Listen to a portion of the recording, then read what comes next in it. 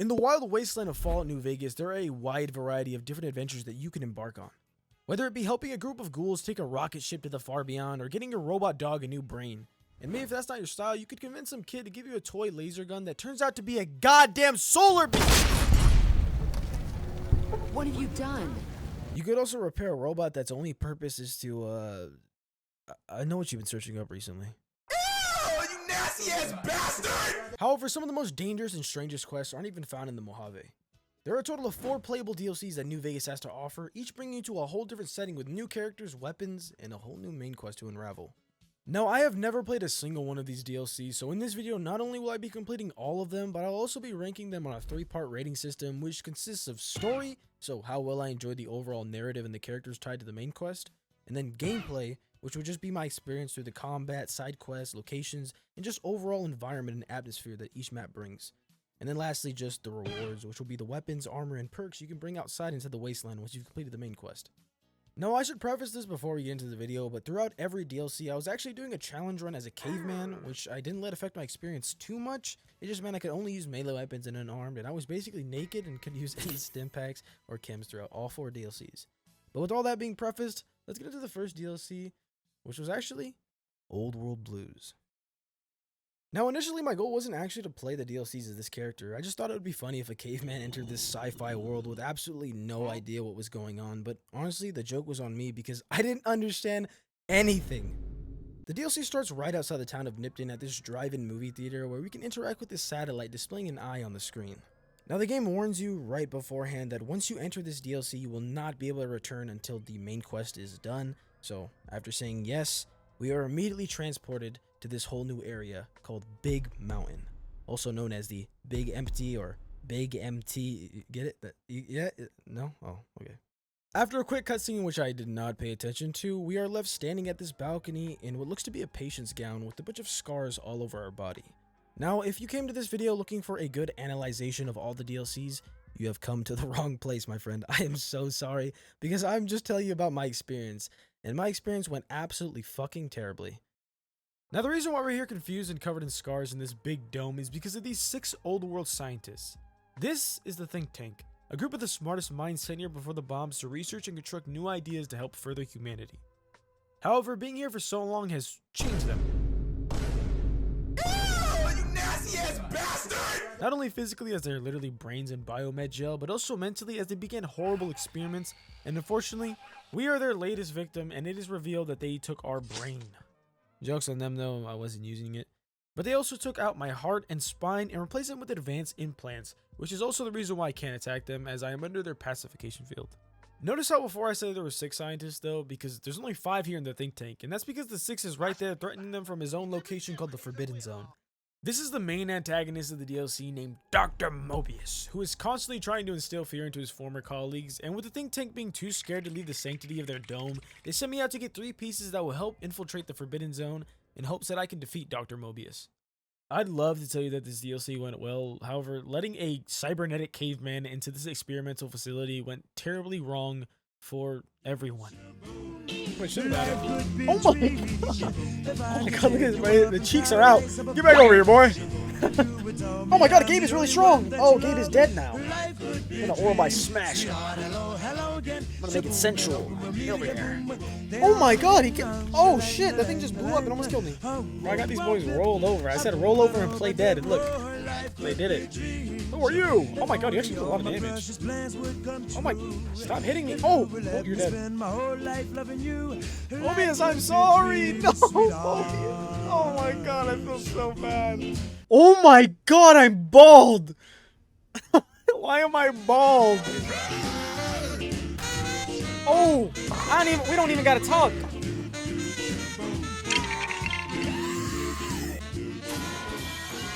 DLC done, boys.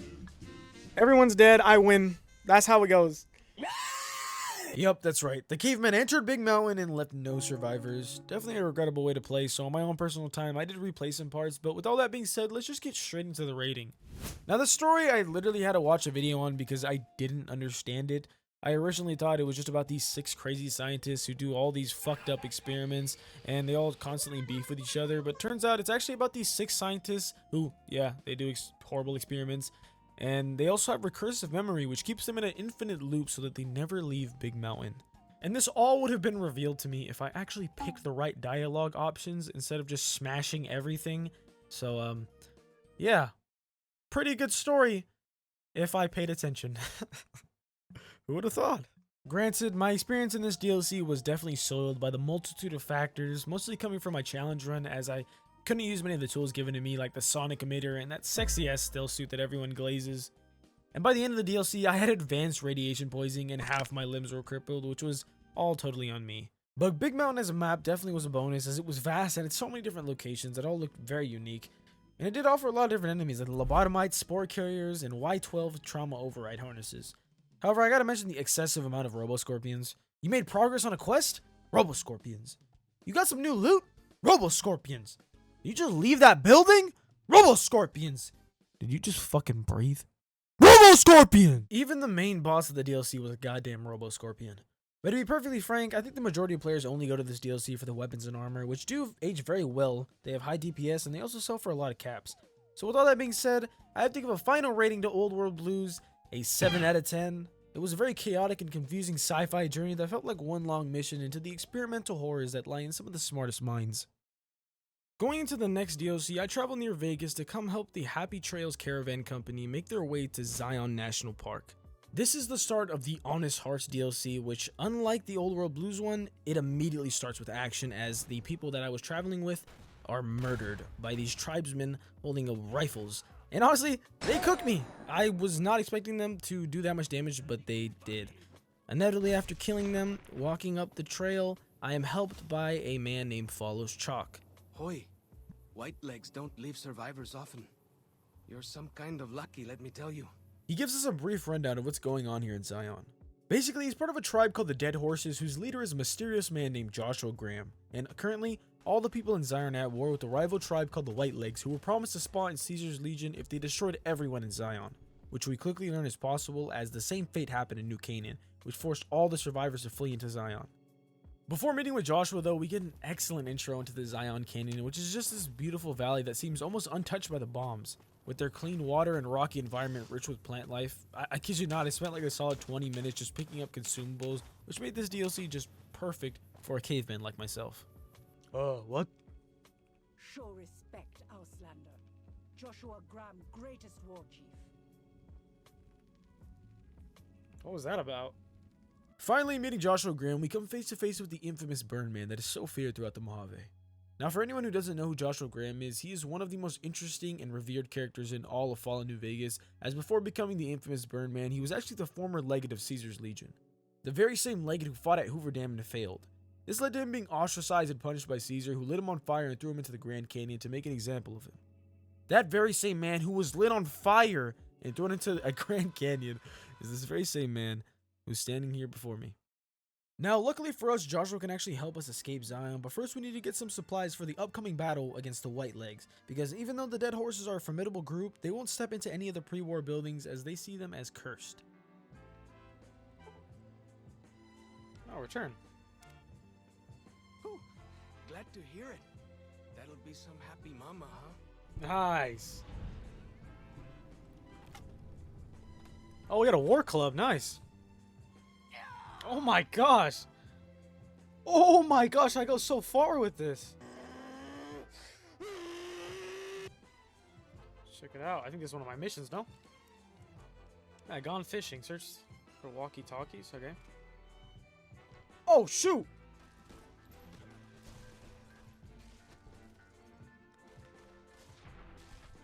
Well, that went well.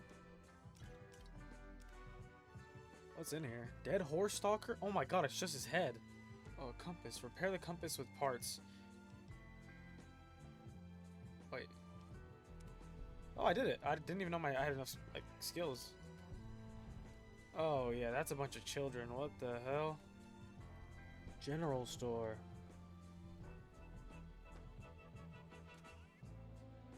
Oh crap. Why are the unlikely allies? Why were they both just right next to each other, not attacking each other? See, that shit don't make no sense. Oh, here. Oh. Quest added. Deliverer of the Sorrows. Okay. Bring the supplies you've gathered to Daniel. Okay, let's go find Daniel. Where is he? Oh wow, he is hella far. Traveling around Zion felt so refreshing. Every location felt meaningful, and the wildlife here was fierce, with the poison-spitting geckos, legendary cazadors, and the most dangerous being the Yaogwai. However, nothing in the canyon could stop a prehistoric warrior like Mictebek Orobai.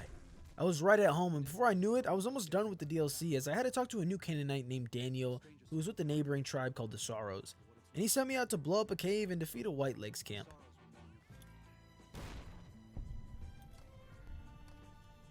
What the fuck? That's a giant chasm. There's two. Oh, they're already here. Well, I won, I guess.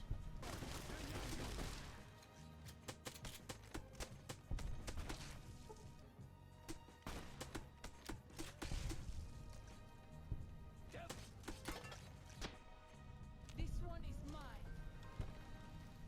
I think we won, right? Surprisingly, that was the last mission I needed to do, as I was given the final decision to either flee Zion with Daniel and the Sorrows, or stay and fight with Joshua Graham to put an end to the Whitelegs. Fortunately for me, this wasn't a very hard decision, as I decided to stay and fight the Whitelegs off, and we made sure that we left no survivors. Bone breaker. I'll show you a bone breaker. Done. Oh. Your stupid ass decided to come down. Oh, I see one over there. Look. Oh, I see two of them. Mr. Rebar Club, man. Don't you dare switch guns!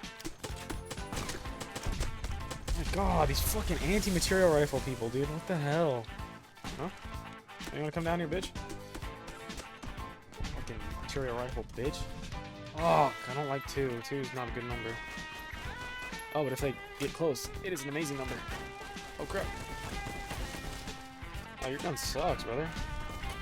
Oh, what the fuck was that? This is taking too long. We can't let salt-upon wounds escape. We're going to find a way around. Joshua Graham's left your company.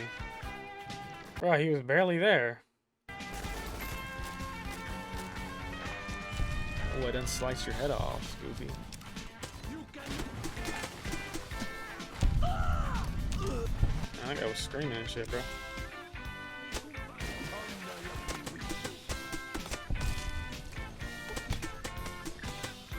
Motherfucker, run! Oh, you thought you could run away from me, boy? Well, that's dead. You got no ni kumpa me. There are you.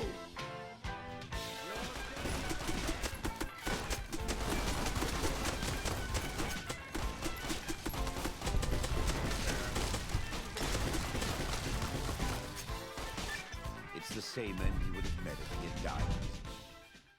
Unfortunately, that was it for the Honest Hearts DLC. This DLC was a huge step up from Old World Blues in my opinion, so let's just get straight into the ranking. The story was clean, concise, and intriguing. I really felt like I wanted to know what was next. It didn't feel like an inconvenience or a chore. I wanted to know what would happen to these different tribes. I don't know if my ending was good. I'm still intrigued by what the other endings would be, which I feel like the DLCs don't really do. You're kind of just like, oh wow, okay, it ended. Cool. I don't think I'm going to play that again. Obviously, I do want to play some of the other ones. I'll maybe replay them, but this one 100%, I will maybe always do this on my playthrough. The weapons, the enemies, the map. Again, you guys have been hearing me glaze this map, but in my opinion, it is the best DLC map. It feels the most free. I feel like the other ones just make you feel claustrophobic. Even Big Mountain. It's a whole ass mountain. Why am I still feeling like I'm stuck? Like, so yeah, this map is it's just the best. It's the best. It's the most beautiful. And it is just a breath of fresh air in this dead, apocalyptic wasteland. The rewards, honestly, I can't say much about it. I couldn't use many of them, but the War Club, obviously hard carries. That lunge attack makes me feel like I'm fucking flying everywhere and fast traveling, and I used it for the whole rest of the game. So with all that being said, I give a final rating to Honest Hearts a 9 out of 10. The reason why it's not a 10 out of 10 is because I felt like the DLC was a little too short, and the missions weren't very interesting. The main missions, by the way, obviously I did do like one side mission with the Ghost of She and stuff like that, but the main quest, you can't lie, it was extraordinarily short, and it was a fetch quest. Another fetch quest kind of, and just killing some people. That was pretty much it. I feel like they could have done a little more, but overall, 9 out of 10. And probably my favorite DLC. I think I'm going to cement it right here. This is my favorite DLC. Our next adventure is found in this abandoned Brotherhood of Steel bunker, where upon walking to this radio, we are immediately knocked out by this mysterious gas. When we awake, we are greeted to a hologram of the former elder of the Mojave's Brotherhood of Steel, who quickly tells us that we have been stripped of all our items and we have a bomb collar strapped around our neck. So if we don't comply, he'll easily just blow off our heads. This is Father Elijah, and his main goal is to get into this pre-war casino called the Sierra Madre, and in order to do that, he needs our help to break in. However, we can't do it alone, so he instructs us to find 3 other individuals who also have bomb collars, and we need to group them up and meet back here at the fountain where it all started. Immediately, the mood is set for the whole DLC, this grim, dark, and barren favela where we are given quite literally nothing but a gun, which I obviously can't use, and the gameplay takes a huge turn as it resembles more of a survival item management type of deal like a Resident Evil game where every item and every strike matters. However, lucky for us, there's only one type of enemy here, the ghost people. These relentless, agile corpses are the only things left around the casino, and we better get used to them because they are everywhere. And the only way to truly kill them is to dismember them after knocking them unconscious. Now, honestly, the ghost people aren't the issue, it's just the endless amount of traps, and sometimes there's this weird gas that fills the air called the cloud, which damages you over time, but honestly, the damage is kind of laughable, so you just kind of have to walk through it to get to the next area. But going through all these desecrated rooms, it is terrible at navigating. Everywhere is just extremely claustrophobic, and then everything just looks the goddamn same. After a lot of unnecessary deaths, I come face to face with my first ally, Dean Domino, a ghoul older than the casino itself who immediately asserts himself into this terrible power dynamic, but honestly, I've had enough of taking orders, so I just agree with whatever he says just to get him to shut up, and then I take him with me to find the next unfortunate guests. All right, partner. Next up is this Nightkin trapped in this cell, and this is also the part where we get the worst feature in this entire DLC, the radios. This is the most stress-inducing part of this journey because if we don't get out of the range of any radios, they will eventually blow up the collars, so now we have to painstakingly navigate through the annoying beeping to get rid of them. As I try to find a key to open the cell, I hear a different voice being played that instructs me to use this holotape on the Nightkin so that me and him can talk. This is Dog/God, a Nightkin with a split personality. The dog side being more innocent and barbaric and more impressionable, while the God side is controlling, protective, and intellectual. Now, playing the holotape to Dog switches him to the God side, where God almost sounds disappointed that it is us here and not Father Elijah, as he has some personal beef with him for taking advantage of Dog. And holy shit, saying Dog and God is going to get very, very annoying very soon! Also, turns out he's not trapped in there. He actually trapped Dog in the cell so he could stop eating because, trust me, that boy can eat. So much, in fact, he ate the bomb collar off another poor soul, so with God being so stubborn about wanting Elijah here face to face with him, I'm given 2 options. I can play the holotape with Elijah's voice to bring out Dog, or I can show God that even with the power to change him, I choose not to so I can gain his trust. Holy crap, we're gonna need a Dog God counter for this video because this is absurd. Also, if you've enjoyed the video so far, let me know. Are you team God or are you team Dog? Let me know in the comments. Does it tilt to the left? Does it tilt to the right? You know what I'm saying? Also, please consider subscribing. We're gonna reach 1K this year. I'm not delusional. It's gonna happen. But after the most confusing dialogue tree, I somehow managed to convince God to meet me at the fountain, which leaves only one person left. And with a pre-war ghoul and a split personality super mutant, we got a wonderfully diverse team. So I wonder who's the next— Holy shit, is that a woman?! This is Christine, a scribe from the Brotherhood of Steel, and I'm pretty sure she's in like some sort of group called like the Circle of Steel or some shit.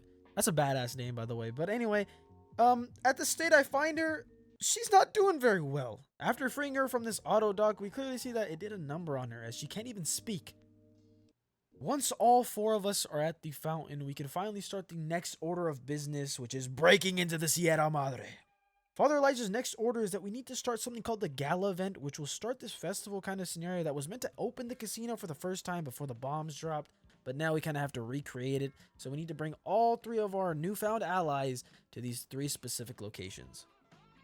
I know how to operate the switches in sequence to make fire appear in the sky. We just need to make sure that Dog doesn't surface before that happens. He'll need to be fed. Send the signal. We'll be ready. You powered the holograms up? Well, yeah, that's pretty good protection.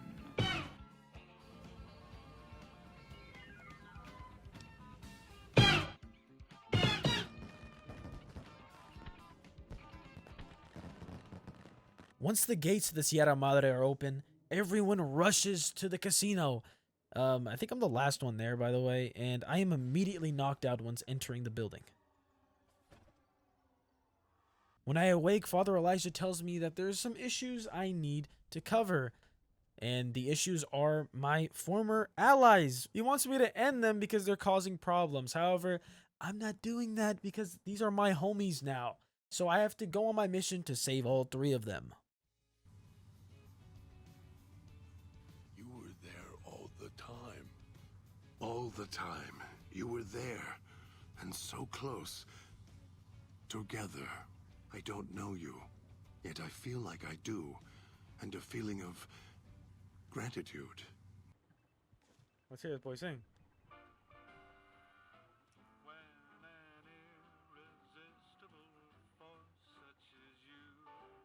Look, I'm more about the short goodbyes than long, thankful speeches. But I appreciate you bailing me out of a tight spot there, partner. Go! Knock yourself out. I'm just going to catch my breath a bit. That performance, well, more pressure than I was expecting. You made it. Good. First to talk. I'll keep this quick in case my voice goes out. Never mind. Let me get the vault open. Begin again. But know when to let go. Sounds like you. Somehow I managed to save all 3 of them, which I'm super proud about. Again, I didn't do anything too complicated. I just treated them like, normal people. And that's pretty much it. I wasn't a huge piece of shit to them. So, I mean, awesome. Look, kindness wins the day or whatever, But now it was finally time to face Father Elijah. And I guess I didn't really face him because I just took the gold and I left him in that vault. So, yeah, that's it for Dead Money. Holy shit. This DLC was... It was an experience, that's for sure. I have a lot to say about it, so I'm just going to get straight into the ranking. I really appreciate how all the DLCs have one huge defining factor, and for Dead Money, it 100% has to be its story. I think it is probably the best story out of all the DLCs. Actually, that's a huge take. That's a huge hot take. But it's because I feel like you don't really need anything to enjoy the story. You could just be plopped in here, not know anything, and still enjoy it. I truly do believe that. I feel like with all, I mean, not saying that the other DLCs you need to know more about this stuff, but I feel like to truly appreciate it, yes, you do. Like with Joshua Graham, you need to know what Caesar's Legion is. But this one is its own story outside the Mojave. Obviously, there is, some history with Father Elijah and, Helios 1 and the whole Brotherhood of Steel and shit like that. But even regardless, you really don't need to know much. And if anything, too, he spills it all at the end. And I have to say this, too. A lot of people shit on Father Elijah. They call him crazy. They fucking hate him. But I gotta be honest with you, man. I gotta give respect where respect is due. This motherfucker is smart as hell. To harness the power of the Sierra Madre, you just see how much that does for him in the alternate ending where you side with him. Because that shit would have destroyed the Mojave. And I think if it weren't for the courier, he would inevitably had gotten his plan and destroyed everyone. You gotta give him credit. That was a smart ass plan. However, as good as the story is, I feel like it's completely overshadowed by the gameplay.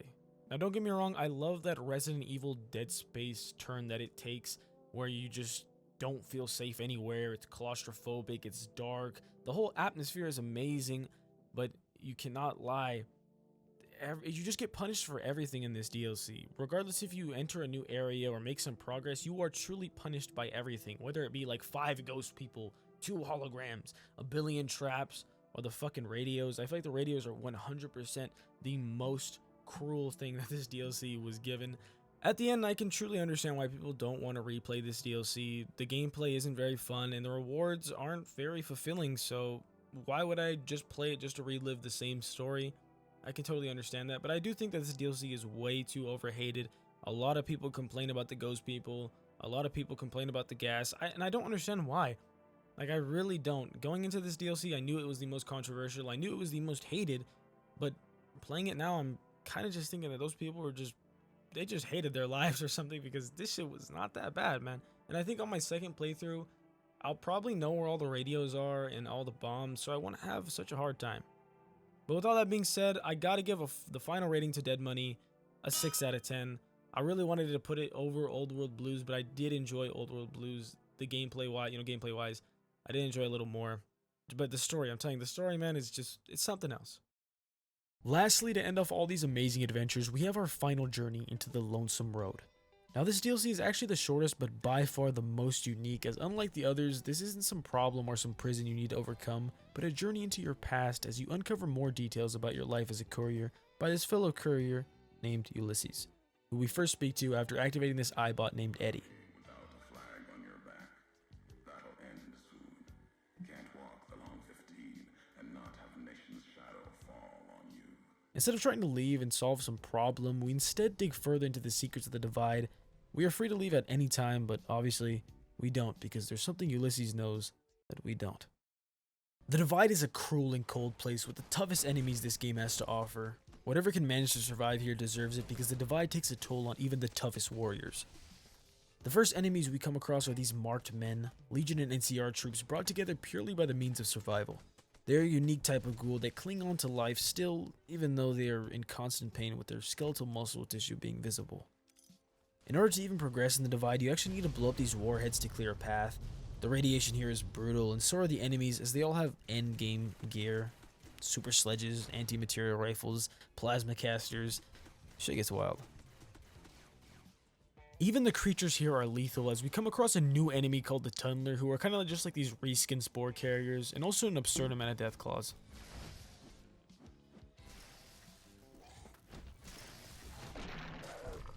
Navigating the wreckage of the Divide makes you wonder what even caused something like this.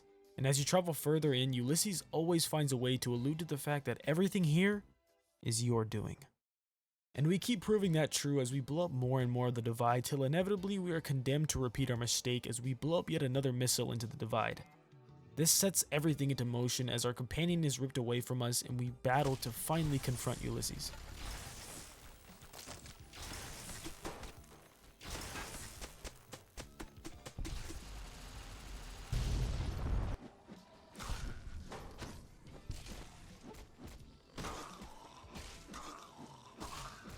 Now, the ending was bittersweet as I got too into the game and ended up convincing Ulysses to fight alongside me, but I don't think I'd have it any other way as we battled all the marked men and I was given the option to sacrifice Eddie to stop the missile or send it directly into one of the major factions.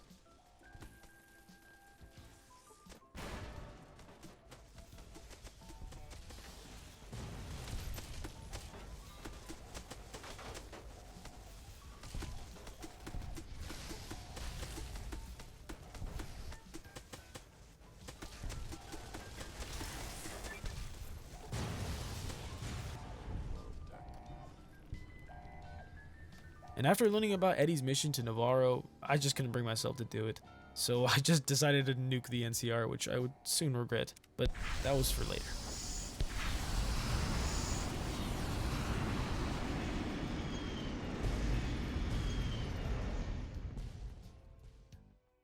Now I'm just going to say it right now, but the concept of the DLC was amazing in my opinion. Digging further into the past that you don't remember while also being condemned to repeat the same mistakes is just such an interesting idea, and Ulysses really carried the whole entire experience. However, the gameplay was really clunky. Fighting wave after wave of absurdly strong enemies got really tiring really quickly, but that's probably because I played all the DLCs back to back. And the one before this was Dead Money, so I guess I can't give it too much slack over that. But also, the level design was extremely chaotic, though it was probably meant to be like that. I mean, it's the Divide. What did I expect? But honestly, it got really annoying having to blow up a bunch of warheads while also fighting some of the strongest enemies in the game. Lastly is really just the rewards, which were all very unique, very high level. I'm still using some of the armor that I got from that DLC. Everything just carries over really well, and this DLC was probably the best put together, and that's why I'm going to give it a ranking of a 9.5. Yup, that's right. Better than Honest Hearts. I just gotta say it, man. I don't want to give the gameplay too much shit just because I think I was burnt out at the time, but looking back on it, I really did enjoy Lonesome Road, and it wasn't super bearing. It didn't take forever to beat. That's probably why this portion of the video is going to be the shortest. and also because I'm recording this at like 3 a.m. So I need to get this video out. But yeah, thank you guys for watching. I appreciate you guys. Please drop a follow so I can quit my 9 to 5 and make goofy videos until I'm homeless.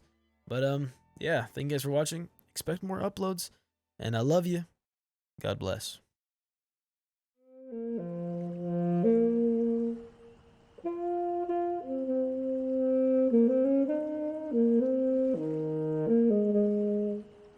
Thank you.